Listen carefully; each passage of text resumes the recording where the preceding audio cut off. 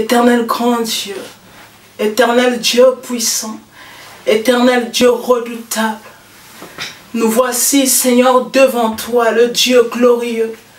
Nous voici devant toi, toi qui dis un mot et la chose arrive. Nous voici devant toi, Seigneur, nos oreilles, ô Dieu, veulent écouter, Seigneur, une parole, Seigneur, ô Dieu de gloire. Une parole qui vient de toi, une parole qui vient pour relever, une parole qui vient fortifier encore le cœur, une parole, Seigneur, qui redresse, une parole qui guérit, ô Dieu, une parole, mon Dieu, mon roi, qui donne la force de continuer le chemin, une parole, Seigneur, qui fait rebondir, ô Dieu, une parole qui fait enlever la poussière, ô Père, une parole, Seigneur, venue de toi, ô notre Dieu. Seigneur, nous voulons cet après-midi écouter le son de ta voix. Que ta parole, Seigneur, visite nos vies. Que ta parole nous enseigne, ô Dieu. Que ta parole nous encadre, ô Père. Que ta parole recadre, Seigneur. Que ta parole, Seigneur, ramène, Seigneur, l'instruction, ô Dieu. Que ta parole oriente, Seigneur. Nous bénissons ta parole, Seigneur, je m'abandonne entre tes mains, désirant une chose, que je sois un instrument entre tes mains pour parler à nos cœurs, ô Dieu. Et ne me fais pas passer à côté de ce que tu as prévu nous dire ce soir, ô Dieu. Moi, mes bien-aimés, mes frères, Seigneurs et sœurs, qui seront, Seigneur, ô Dieu, à l'écoute de cette parole, que chacun de nous puisse bénéficier de la grâce de ta parole.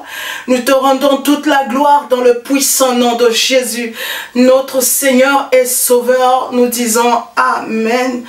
Amen, amen, amen. Gloire à Dieu. Je vous salue dans le précieux nom de notre Seigneur Jésus-Christ.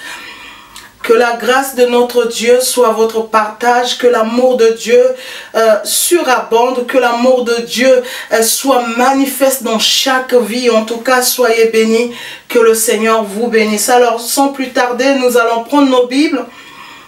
Nous allons prendre nos Bibles dans le livre de 1 Chroniques, le chapitre 28. Je vais lire le verset 9. La Bible dit ceci. « Et toi, Salomon, mon fils, connais le Dieu de ton Père et sers-le d'un cœur dévoué et d'une âme bien disposée. Car l'Éternel sonde tous les cœurs et pénètre tous les desseins et toutes les pensées. » C'est traumatisant, cette parole, elle me bouleverse. Car l'Éternel sonde tous les cœurs. Ici, il est question de l'Éternel qui sonde les cœurs. L'Éternel sonde tous les cœurs et pénètre tous les desseins et toutes les pensées. Si tu le cherches, il se le sera trouvé par toi. Mais si tu l'abandonnes, il te rejettera pour toujours. Alors, la fois passée, par la grâce de Dieu, nous avons commencé un thème où nous avons intitulé les motivations du cœur.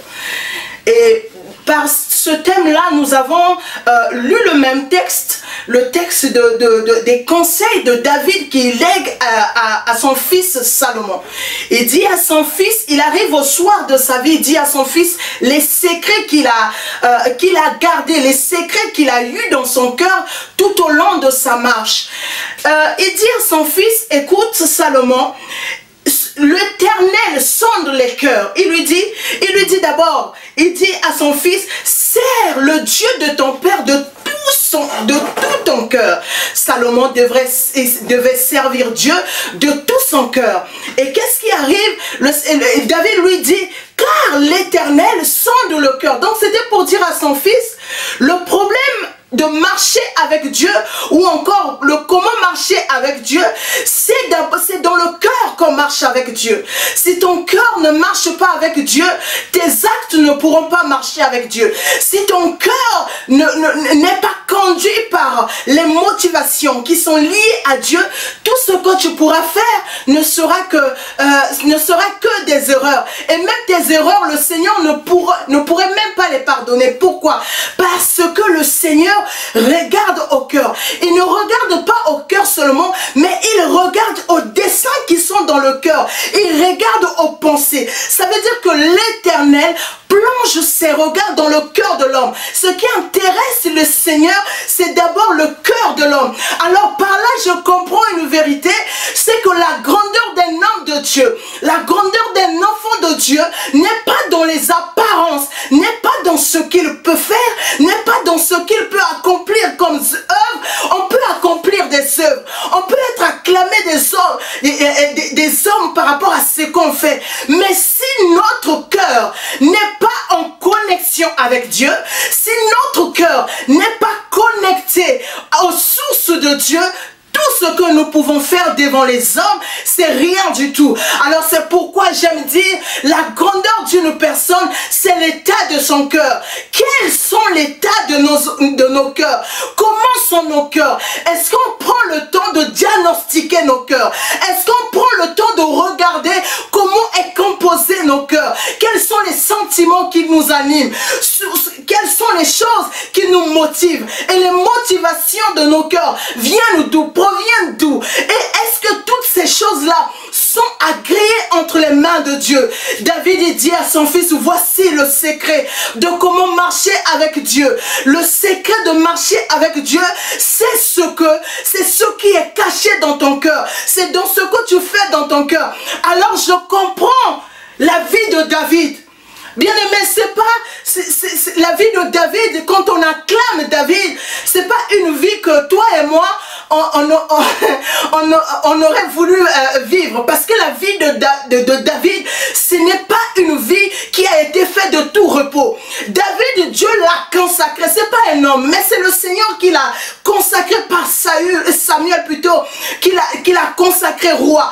Mais pendant ces temps, David a erré autant que roi. Il a erré. Le roi dormait dans les cavernes. Le roi dormait dans les déserts. Le roi, il était roi, mais il était en train de fuir. Il était roi, mais ce qui me bouleverse dans la vie de cet homme, il était roi. David était roi, mais il était le roi des hommes de rien. Ça veut dire que malgré sa royauté, il aimait les pauvres. Il aimait ceux qui n'avaient pas ceux qui n'avaient rien. Il les supportait, il les protégeait. Il était celui qui était là pour les autres. Son cœur était dévoué à l'autre. Mais il y avait aussi un roi qui régnait à son époque, qui régnait sur le trône que Dieu lui avait promis. Ce que je regarde dans le cœur de David, c'est que Dieu lui a dit qu'il est roi. Mais il n'est pas parti se battre avec Saül pour avoir le trône que Dieu lui avait promis. Et pourtant, il avait toutes les raisons de pouvoir, comme nous on dit à notre ère, j'arrache ce qui est à moi. J'arrache ce qui est à moi. Mais David n'a pas arraché ce qui est à lui. Il avait un cœur de pouvoir patienter. Oh, je ne sais pas s'il y a des hommes et des femmes qui arrivent encore à patienter alors qu'ils ont la promesse, alors qu'ils ont le go de Dieu, alors qu'ils ont l'approbation de Dieu. David était celui-là qui patientait. Il l'attendait. Mais un jour, bien aimé, Dieu lui donne l'opportunité de se venger de celui qui lui fait dormir dans les cavernes, de celui qui l'emmène à fuir, à fuir, à fuir. Il avait la possibilité, vous lirez dans le livre de 1 Samuel 24, vous lirez cette histoire. David, il tombe, nez à nez, il tombe avec Saül. Saül qui le terrassait. Il tombe devant Saül. Saül était endormi. Et qu'est-ce qu'il fait? Il vient, il coupe juste le pan de la robe de Saül. Il n'a pas tué Saül. Je ne sais pas, toi et moi, Dieu nous met devant nos ennemis. Je ne sais pas quelle sera la réaction, quelle sera ma réaction, quelle sera ta réaction. Mais ce jour-là, le cœur, oh Jésus, le cœur de David n'a pas voulu tuer le Ouin, celui qui s'opposait à lui. Combien voudraient la mort de leurs opposants? Combien prient pour que le sorcier de leur famille meure? Le plus grand secret dans la marche avec le Seigneur, c'est l'état du cœur. La longévité, la vie est dans l'état de ton cœur. La vie est dans l'état de ton cœur. Est-ce que tu arrives à diagnostiquer? Est-ce que tu arrives à sonder? La Bible dit ceci, Dieu sonde le cœur. Dieu regarde au cœur. changement aux voies du cœur. Quelle est la direction que la voie? J'ouvre d'abord une parenthèse. Bien aimé, vous savez une chose que nous négligeons souvent, c'est que de nos jours, toutes les situations qui nous arrivent viennent pour détruire le cœur. Mais ça, souvent, on ne le sait pas. Tout ce qui nous arrive comme épreuve a pour but de changer notre conception. Donc, cela dit, changer les voies de nos cœurs, changer ce qui est au-dedans de nous, changer c'est-à-dire les directions de nos cœurs. Quand tu vois quelqu'un te parler mal, quand tu vois quelqu'un ne pas te respecter, quand tu vois les gens te rejeter, ce que l'on oublie souvent, c'est que ces choses viennent pour changer l'état de ton cœur. C'est pourquoi vous voyez, même nous qui sommes enfants de Dieu, parfois nous rentrons dans les comportements qui ne glorifient pas Dieu. Pourquoi? Parce qu'en voulant se protéger, sans le savoir, on est en train de détruire l'état de nos cœurs. On est en train de détruire notre intérieur. Et le problème, c'est que tout ce qui est de l'extérieur vient pour détruire le cœur. Le diable lui-même, quand il t'envoie des situations, ce qu'il veut simplement, c'est quoi? C'est que tu changes l'état de ton cœur. C'est que quoi? C'est que tu changes l'état de ton cœur. Et une fois quand tu changes l'état de ton cœur, les voix aussi qui sont dans ton cœur, les voix de ton cœur changent. Et quand les voix de ton cœur changent, tu te déconnectes de la voix de Dieu.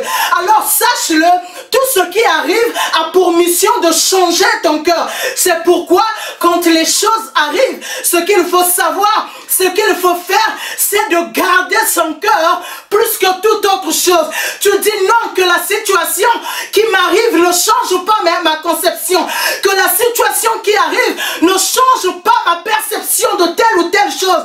C'est pas parce que tel me dit ça que je n'aimerai plus mon prochain. C'est pas parce que tel me dit qu'on a dit ça de moi. Bien aimé, les temps sont mauvais.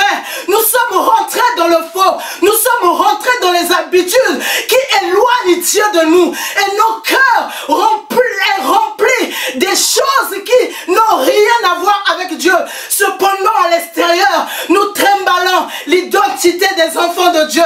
Nous trimballons le nom chrétien. Mais à l'intérieur, nous ne sommes plus chrétiens. Parce que les motivations qui sont à l'intérieur ont été changées par rapport aux circonstances de la vie. La Bible dit ceci: garde ton cœur plus que toute autre chose, car de lui proviennent les sources de la vie. Ça veut dire que les sources de ta vie sont dans ton cœur. Ta façon de penser, ta façon de réagir provient de ton cœur. Ça veut dire que si tout autour de toi, les gens arrivent à impacter ton cœur sans le savoir, les gens impactent ta vie. Ce qui touche à ton cœur touche à ton avenir. Ce qui touche à ton cœur touche à ta destinée. Ce qui touche à ton cœur touche à ta famille. Ce qui touche à ton cœur touche à ton monde. C'est pourquoi la Bible dit: garde ton cœur plus que toute autre chose. Garde ton cœur. Ne laisse personne empoisonner ton cœur. Ne laisse pas les comportements empoisonner le cœur. Ne laisse pas la religion empoisonner ton cœur. Ne laisse pas les gens empoisonner ton cœur. Garde ton cœur. Fidélité ou pas fidélité, garde ton cœur. Oh, trahison ou pas trahison, garde ton cœur. Pourquoi? Parce que le Seigneur ton Dieu regarde au cœur. Le Seigneur ne regarde pas à ce qui frappe l'œil, mais le Seigneur va regarder au cœur. Il essaie de voir quelles sont les motivations, quelles sont les choses qui motivent ma fille à faire ça. Qu'est-ce qui motive ma fille à parler comme ça? Qu'est-ce qui motive ma fille à prendre cette direction? Qu'est-ce qui motive ma fille à agir ainsi? J'aimerais nous dire, bien-aimés, le Seigneur regarde à ton cœur. Le Seigneur ne regarde pas à ce que nous faisons. Le Seigneur ne regarde pas seulement à nos œuvres, mais ce qui est important pour nous, il faut que nos œuvres soient de pair avec aussi l'état de notre cœur. C'est ça ce que nous devons comprendre, nous enfants de Dieu. Il faut revenir au cœur. Ce qui m'intrigue, ce qui me fait mal, je m'inclus dedans. Je dis parfois on change l'état de nos cœurs par rapport aux circonstances. Ce soir, je viens dire à une personne que tes décisions soient connectées à la parole de Dieu. Que tes tes décisions soient connectées au cœur de Dieu. De même tu cherches le cœur de Dieu, de même Dieu cherche ton cœur. De même tu attends que le cœur de Dieu se manifeste dans ta vie. Dieu aussi attend que ton cœur s'ouvre à lui pour qu'il travaille. J'ai compris une chose, c'est que les gens qui ont marché avec Dieu, les grands hommes de Dieu en Bible, c'était des personnes, quand Dieu les a visités, le Seigneur a parlé d'abord à leur cœur. Dieu a changé les motivations de leur cœur. Le Seigneur a changé ce qui était enfoui au-dedans d'eux. Seigneur a changé les convictions de leur cœur. Quand Abraham a rencontré le Seigneur, la première chose que Dieu a fait, c'est d'abord de changer les motivations de son cœur. Et Abraham va quitter son pays, va quitter sa patrie, va quitter son père, va quitter tout son monde pour se connecter à un monde qu'il ne voyait pas. Il fallait que le cœur d'Abraham soit connecté au cœur de Dieu. Et pour cela, il fallait que Abraham laisse tout ce monde derrière lui. Et quand il vient dans la vie, oh Jésus, quand il vient dans la vie de Moïse, il refait la même chose. Il dit à Moïse de laisser tout ce qu'il avait acquis chez Pharaon, de laisser tout. Et Moïse va connecter son cœur au cœur de Dieu. Et quand vous allez voir, la Bible dit qu'il était humble de cœur. Oh Jésus, il était humble de cœur. Pourquoi il était humble de cœur? Parce que son cœur avait connecté le cœur de Dieu. Son cœur n'était plus, son cœur n'agissait plus selon ce qui entourait son monde. Oh, son cœur n'agissait plus, n'avait plus les mêmes réactions comme ceux de son monde. Pourquoi? Parce qu'il avait découvert qu'il fallait que le cœur, qui est l'élément que Dieu observe, là où Dieu plonge son regard, soit selon la direction de Dieu, comme ce que dit Proverbe 83. Garde ton cœur plus que toute autre chose. Garde ton cœur. Mais le problème c'est quoi? Nous n'arrivons pas à garder notre cœur. Nous n'arrivons pas à regarder, même à connaître nos cœurs. Si je te pose la question, pourquoi tu es telle personne? Tu me diras simplement, non, j'aime pas sa façon de faire, j'aime pas comment la personne parle. Mais les profondeurs de ton cœur, si on demande simplement à ton cœur pour savoir quelle est la raison que tu n'aimes pas telle chose, si tu remontes au plus profond de ton cœur, tu constateras quelque chose, c'est que c'est parce que les sources de ton cœur ont été dérivées. Les sources de ton cœur ont pris d'autres directions. C'est pourquoi tu n'aimes pas telle chose. Alors, ce que je comprends, c'est que dans la marche avec le Seigneur, il faut prendre le temps de diagnostiquer. Quand on parle de diagnostic, on parle d'identification. Ça veut dire qu'il faut à un moment donné rentrer dans ton cœur. Rentrer dans ton cœur et identifier les sources de ton cœur. Il faut arriver à voir si ces sources proviennent de ce que les hommes ont fait pour te pousser à agir comme ça, ou que tu as gardé ton cœur selon la parole de Dieu. Bien-aimé, j'aimerais dire quelque chose ici. Un homme comme Paul, Paul que nous louons, Paul qui a écrit des épîtres, Paul qui a écrit toutes ces merveilles. Un homme comme Paul, Paul, il est frappé. Paul, il est souvent, il est lapidé. Paul, il est entraîné dans les chaînes. Mais le cœur de Paul est un cœur qui cherche à édifier des gens. Malgré ses souffrances, son cœur est toujours prêt à donner. Malgré ce qu'il subit dans sa vie, son cœur cherche toujours à faire du bien. Alors, bien-aimés, comprenons quelque chose. Les cœurs purs sont devenus rares. Des cœurs qui aiment le Seigneur sont devenus rares. Des cœurs qui glorifient Dieu sont devenus rares. Alors j'aimerais nous dire ceci. Prenons le temps d'examiner nos cœurs. Prenons le temps de faire un diagnostic, de mettre ton cœur sur une table, de regarder ce que ton cœur a. Est-ce que les sources de ton cœur sont connectées aux sources de Dieu, ou les sources de ton cœur sont connectées à ce que les hommes t'ont fait? Parce que le problème c'est quoi? C'est que ce que les hommes t'ont fait, les hommes continueront toujours à le faire. Mais si tu gardes la nature qui est connectée à Dieu, tu tiendras devant le Seigneur. Alors, ce que nous devons savoir, c'est que épreuve, difficulté, situation douloureuse, ce que nous devons comprendre, c'est de garder nos cœurs plus que toute autre chose, de le protéger des mauvaises paroles, de le protéger de ce que l'on entend, de le protéger de ce que l'on en dira tant. Alors, bien-aimés, comprenez une chose, c'est que le cœur doit être diagnostiqué à tout moment.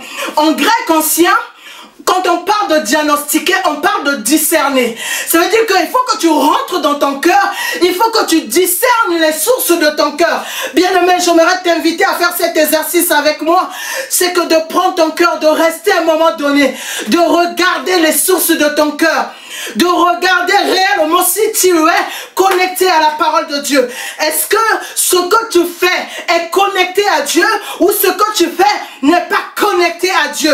Arrive à discerner, à voir, à identifier, à déceler, à regarder de près les sources de ton cœur.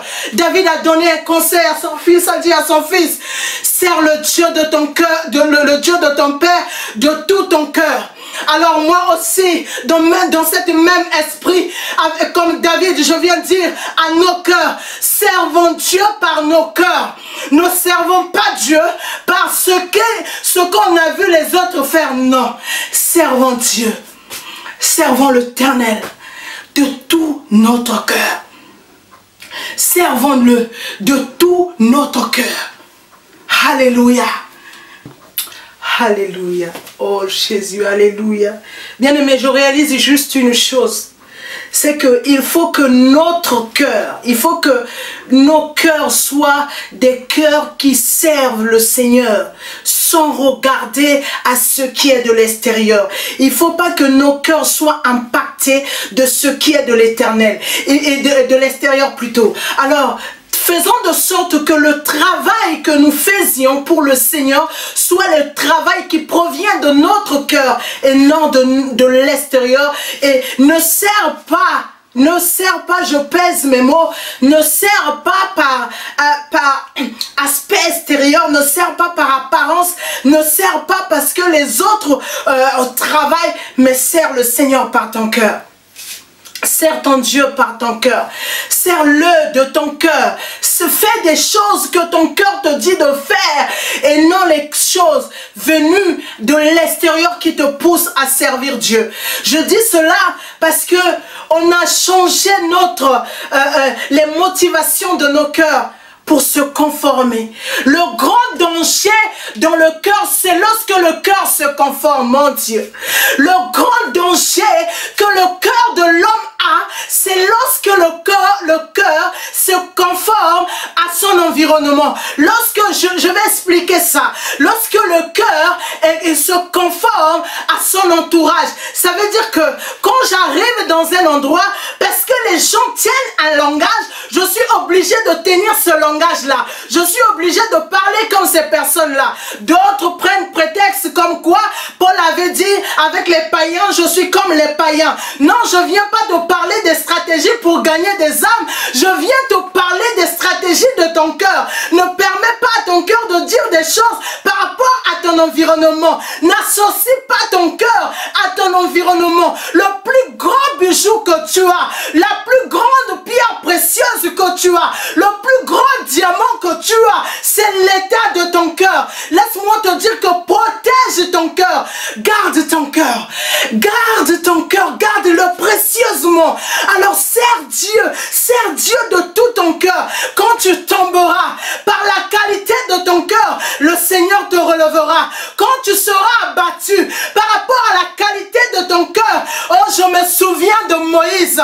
Moïse, il était rempli avec il y avait des gens, il y avait des Israélites tout autour de lui dans la marche dans le désert, mais ce peuple faisait mal, oh Jésus, faisait mal à Moïse. Quand Moïse leur donnait les instructions, eux ils murmuraient, ils faisaient des choses, mais ce qui me bouleverse dans l'état de son cœur, c'est que quand Dieu a voulu détruire ce peuple, Moïse est encore celui qui intercède pour ce peuple, pour dire Seigneur s'il te plaît, moi, fais-le à moi, sinon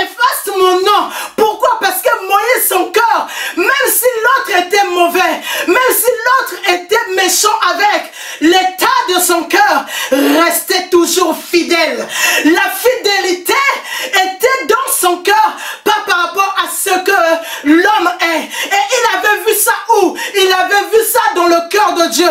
Parce que le Seigneur fait du bien, même à celui qui l'insulte. Le Seigneur fait du bien à celui qui le repousse. Le Seigneur fait du bien à ceux-là qui ne veulent même pas entendre parler de lui. Alors j'aimerais dire ceci, ton plus grand joyau, oh Jésus, la plus grande force de ta vie, c'est comment tu diriges ton cœur. Alors protège ton cœur. Protège ton cœur. Mets des barrières pour que, comme un bouclier, quand les choses de l'extérieur viennent et qui tapent sur le bouclier, mais que cela ne change pas la qualité de ton cœur. Que la qualité de ton cœur soit la qualité rare. Ça soit comme une perle rare. Soit comme quelque chose que le monde n'a jamais vu. Quand on parle de la qualité de ton cœur, j'aspire à ce cœur, mon Dieu. J'aspire à avoir un cœur que peu importe les situations, peu importe les épreuves, et que cette nature au plus profond de moi ne change pas, et que j'arrive à aimer là où on ne dit pas, là où le monde m'interdit d'aimer, que je tende la main là où les circonstances de la vie me disent ne donne pas, ne fais pas ceci. Alors bien-aimé, ce soir plutôt, je viens simplement nous dire, protégeons nos cœurs et servons Dieu, servons les autres.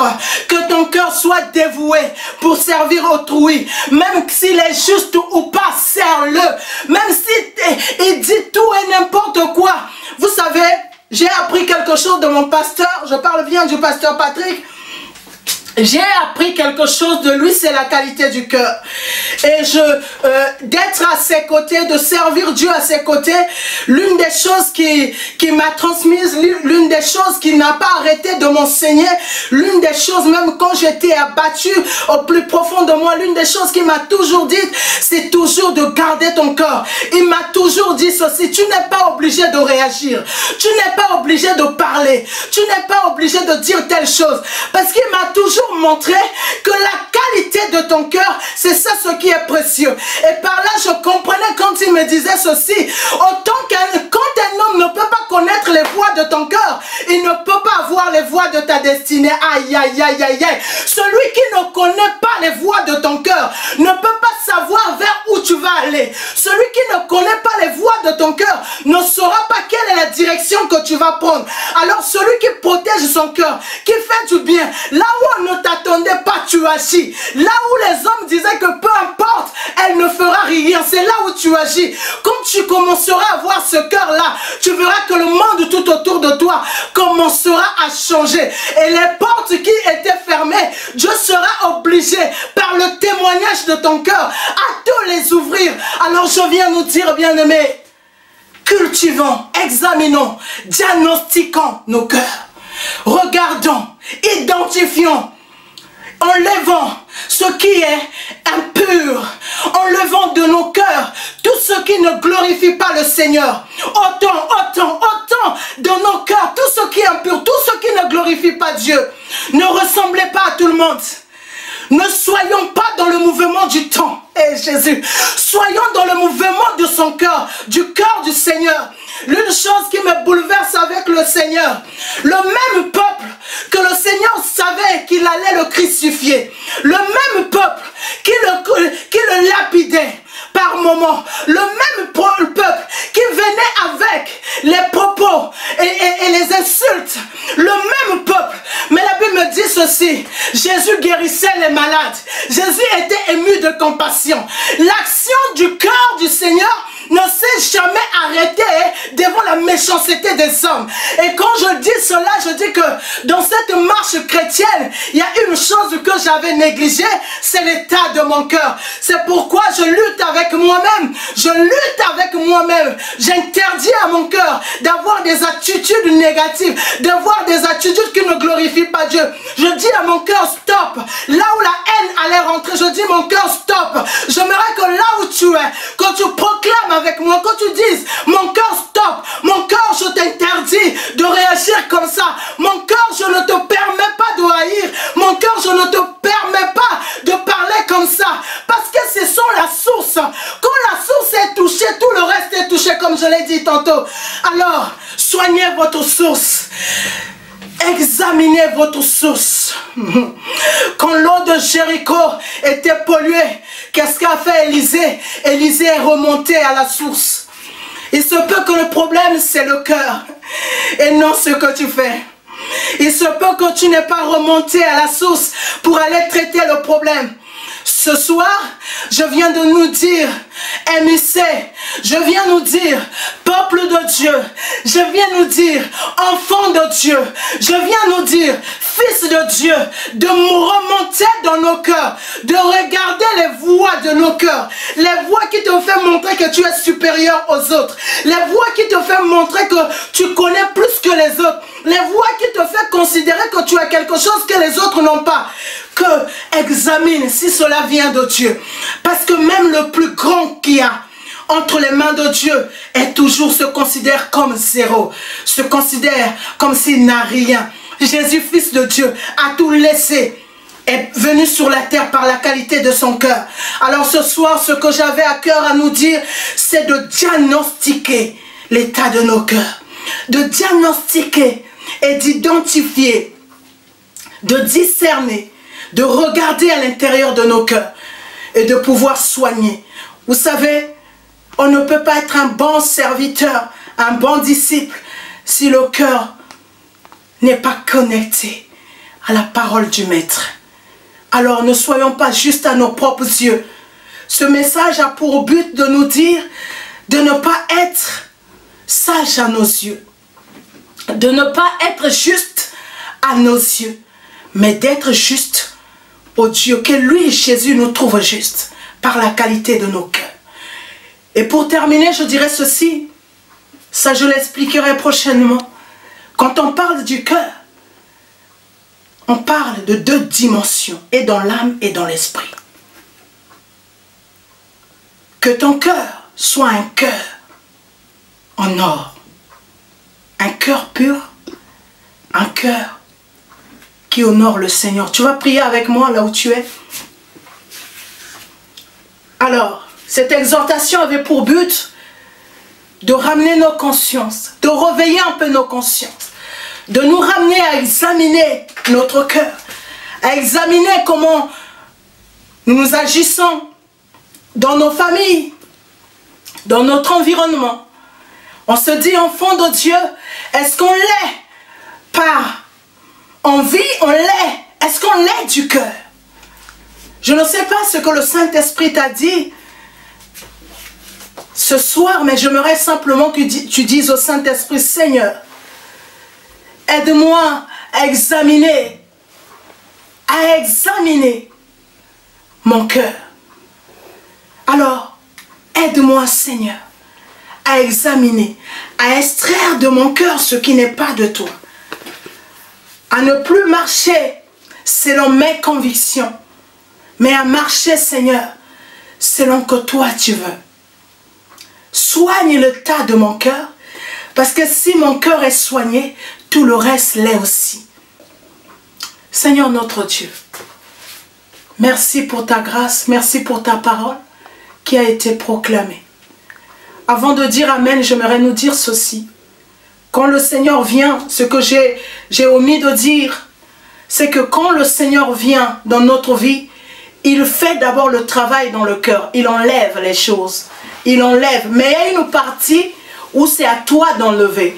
Il y a une partie que c'est Dieu qui enlève et il y a une partie que c'est toi qui enlève. Et par la grâce de Dieu, la prochaine fois, je commencerai là. J'aimerais simplement que ce qui a à faire de notre côté, que nous le fassions. Soyez bénis au nom de Jésus.